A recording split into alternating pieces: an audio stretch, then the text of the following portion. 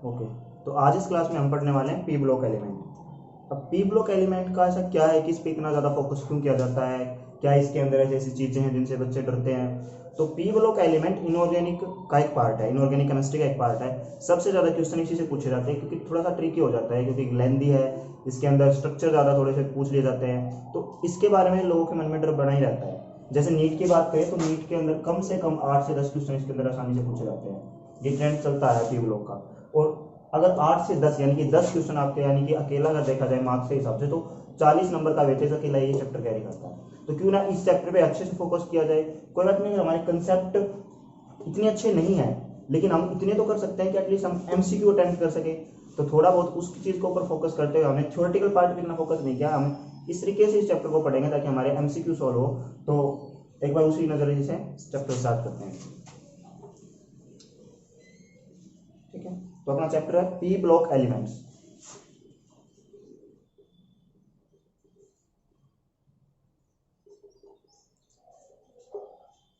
Main चीजें देख लेते हैं इसके लिए।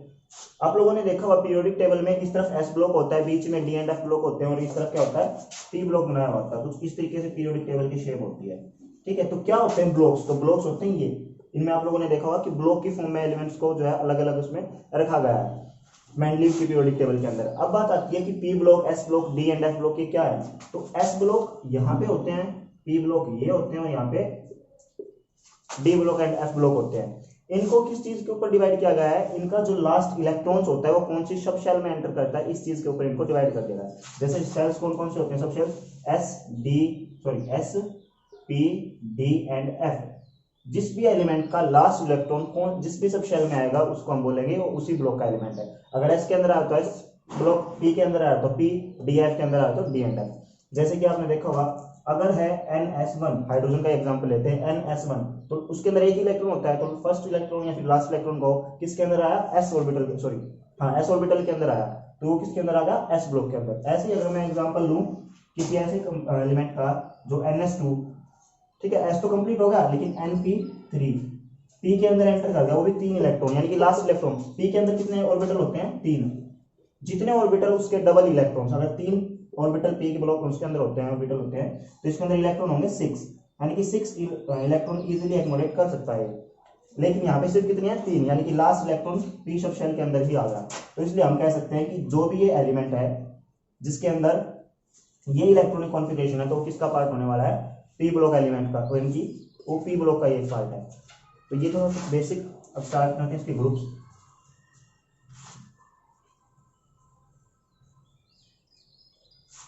पी ब्लॉक को डिवाइड किया गया है 4 कैटेगरी में, ग्रुप 15, 16, 17 एंड 18। ठीक है, ये सारे पी ब्लॉक आते हैं। तो 1 बाय 1 हम एक एक को करेंगे, एक एक पार्ट में करते रहेंगे, 4 पार्ट में चैप्टर खत्म हो जाएगा। चाहे 5 लग जाए, 5 पार्ट लग जाए, क्योंकि एक आज का जो हमारा है थोड़ा सा इंट्रोडक्टरी पार्ट है, तो इसलिए ग्रुप 15 में शायद 2 लगे, लेकिन टाइम लिमिट हम कम ही रखेंगे। तो ग्रुप 15 में कौन कौन से होते हैं तो वो देख लेते हैं। इसको याद करने की अलग अलग मैनोमिक्स होती है। बेटर होगा आप अपनी मैनोमिक्स खुद तैयार करें। दूसरों का थोड़ा सा लर्न करने में प्रॉब्लम होती है, लेकिन आप खुद की अगर तैयार करोगे मैनोमिक्स तो ईजी रहेगा आपके लिए। तो ग्रुप 15 के अंदर कौन कौन से आते हैं एलिमेंट्स। मेरी मैनोमिक्स ये है, नेपाल, पाकिस्तान, ऑस्ट्रेलिया, सब भाई। ठीक है, तो एन से nitrogen, phosphorus, arsenic, antimony and bismuth. ठीक है, तो इस तरीके से आप हर एक ग्रुप की मैनोमिक्स अपनी बनाएं, जिस हिसाब से आपको लर्न करना इजी रहेगा। अब इन सब के अंदर क्या होता है, इन सब का जो लास्ट इलेक्ट्रॉन होता है वो किसके अंदर होता है, पी के अंदर होता है, पी सब शेल के होता है, इसलिए इसको किसके अंदर रखा गया है, पी ब्लॉक एलिमेंट के अंदर रखा गया है। आपने ध्यान से देखा हो तो जिग जैग ऐसी एक लाइन होती है उसके अंदर, पीरियोडिक टेबल के अंदर। वो जिग जैग लाइन किसको दिखाती है, हमारी मेटलॉइड कैरेक्टर को दिखाती है। मेटलॉइड यानी कि इस तरफ वाले, उसके लेफ्ट वाले क्या होंगे, मेटल्स, इस तरफ वाले नॉन मेटल्स, और जो जिग जैग लाइन पे होंगे वो उन्हें क्या बोलते हैं, मेटलॉइड। तो जिग जैग लाइन पे इसके कौन से वो आते हैं एलिमेंट, वो देख लेते हैं। पहले दोनों इसके रहेंगे नॉन मेटल्स, नाइट्रोजन, फॉस्फोरस। अगले दोनों रहेंगे इसके मेटलॉइड्स, और इसमें क्या रहेगा, मेटल। ठीक है, यानी कि आर्सेनिक और एंटीमनी कहाँ आते हैं, जिग जैग लाइन पे लाइन करते हैं। तो ये हो गए नॉन मेटल सबसे ऊपर, फिर मेटलॉइड और फिर मेटल, यानी कि डाउन द ग्रुप क्या हो रहा है, मेटेलिक कैरेक्टर इंक्रीज हो रहा है। तुम्हारी एक प्रॉपर्टी यहाँ से आ गई, down the group metallic character. अच्छा, इन्वायरमेंट के अंदर यानी कि एयर के अंदर सबसे ज्यादा कौन सा पाया जाता है, नाइट्रोजन। लेकिन सबसे ज्यादा पाए जाने के बावजूद भी ये किसी के साथ रिएक्ट नहीं करता। 78% अप्रोक्स 78% नाइट्रोजन है एयर के अंदर approx, I am not sure about this. लेकिन फिर भी ये फ्रीली घूम रहा है, इसको किसी से कोई लेना देना नहीं है, फिर भी ये रिएक्ट नहीं कर रहा है इतना। ऐसा क्या कारण हो सकता है इसके अंदर? तो देखिए, नाइट्रोजन जो है डाई एटॉमिक गैस होती है, ठीक है, डाई एटॉमिक की फॉर्म में होता है, यानी कि दो एटम्स मिलकर नाइट्रोजन बनाते हैं, क्योंकि सिंगल क्या होता है, स्टेबल नहीं होता। तो N2 जो है ट्रिपल बॉन्ड से अटैच होते हैं एक दूसरे से, और ट्रिपल बॉन्ड जो है बहुत स्ट्रॉन्ग बॉन्ड है। इसके अंदर कौन सी बॉन्डिंग हो रही होती है, पी पाई बॉन्डिंग हो रही है इसके अंदर, और ये अपने आप में एक बहुत स्ट्रॉन्ग बॉन्डिंग है, जिसके कारण क्या है, ये बॉन्ड बहुत कम चांसेस है कि टूटते हैं, लेकिन बहुत कम चांसेस होते हैं, यानी कि हाईली स्टेबल तो है लेकिन हाईली स्टेबल है। और स्टेबिलिटी और रिएक्टिविटी में क्या होता है, इनवर्सली प्रोपोर्शनल होता है। तो जो चीज जितनी स्टेबल, अगर स्टेबिलिटी ज्यादा है तो उतने रिएक्टिविटी उसकी कम होगी। तो यही रीजन है कि ज्यादा स्टेबल होने के कारण ये कम रिएक्ट करता है, ठीक है। इसलिए आज एनवायरमेंट के अंदर, एयर के अंदर है तो बहुत ज्यादा, लेकिन रिएक्ट ये कभी करता नहीं इतना। दूसरी बात की जाए वही फास्फोरस की, जैसे ये N2 की फॉर्म में होता है, फास्फोरस P4 की उसमें होता है, P4 की फॉर्म में पाया जाता है। ये अगर बात की जाए तो बहुत ज्यादा रिएक्टिव होता है, ठीक है। ये रिएक्टिव क्यों होता है, ये वो डिफरेंस देख लेते हैं कि है तो एक ही ग्रुप के, लेकिन इनके अंदर डिफरेंस क्या है, रिएक्टिविटी में यहाँ पे डिफरेंस आ रहा है। तो P4 का स्ट्रक्चर कुछ ऐसा होता है, देखते हैं, काइट के जैसा, ठीक है। तो इसका जो एंगल है फास्फोरस और फास्फोरस के बीच में हो जाता है 60 डिग्री, ठीक है। 60 डिग्री एंगल होने का कारण क्या होता है, इसके अंदर एंगल स्ट्रेन डेवलप हो जाता है। जैसे कि टेट्राहेड्रल के लिए हमारे पास एंगल होना चाहिए 109 डिग्री 28 मिनट, वही हमारे पास हो कितना है 60। एंगल कम हो गया कि एंगल स्ट्रेन ज्यादा हुआ, उसके अंदर खिंचाव बहुत ज्यादा हुआ। खिंचाव होने के कारण क्या होगा, स्टेबल नहीं रह पाएगा, अपने आप में स्टेबल नहीं है। और जो चीज स्टेबल नहीं है वो क्या होती है, रिएक्टिव होती है। तो इसलिए क्या होती है, हाईली रिएक्टिव माना गया है। जैसे कि जो अगर P4 को खुला छोड़ दिया जाए, ऑक्सीजन के साथ रिएक्ट करके क्या बना लेता है, P4O10, और ये फायर कैचर होता है, हाईली कैपेबिलिटी होती है इसकी फायर को कैच करने की।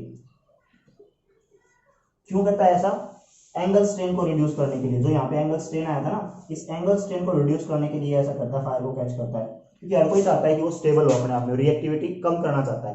तो यही रीजन होता है, ये क्या होता है, फायर को कैच कर लेता है। तो नाइट्रोजन में फास्फोरस में क्या डिफरेंस आ गया, नाइट्रोजन कम रिएक्टिव है और वहीं फास्फोरस उससे ज्यादा रिएक्टिव है।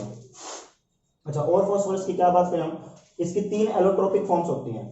फास्फोरस की हमारे पास 3 एलोट्रोपिक फॉर्म होती हैं, white, red and black. White क्या होती है, नेचुरल होती है, while red and black artificial होती है दोनों, यानी कि इसको नेचुरल से बनाया गया है, थोड़ा थोड़ा चेंज करके। इसकी प्रोसेसिंग के बारे में हम लोग नहीं पढ़ेंगे, 11th क्लास में आपकी आती है।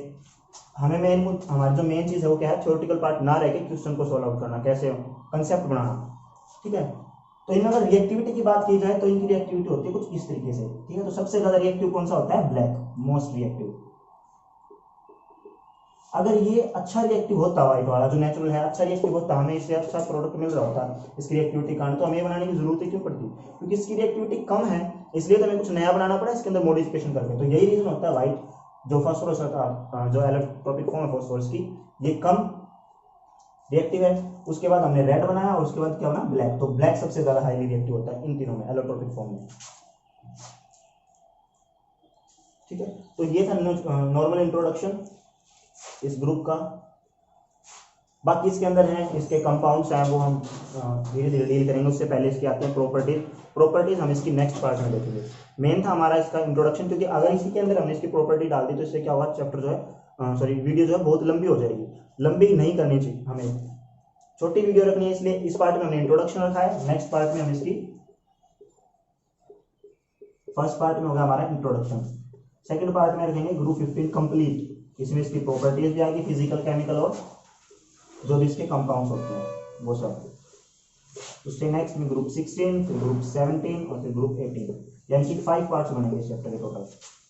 इनमें इतना टाइम नहीं लगता, टाइम कंज्यूमिंग जो ग्रुप 15 होता है, क्योंकि फर्स्ट ग्रुप है तो थोड़ा सा एक्सप्लेन करना पड़ता है, ठीक है। तो नेक्स्ट पार्ट में हम पढ़ेंगे ग्रुप 15 कंप्लीट, उसकी property with their compounds. Thank you.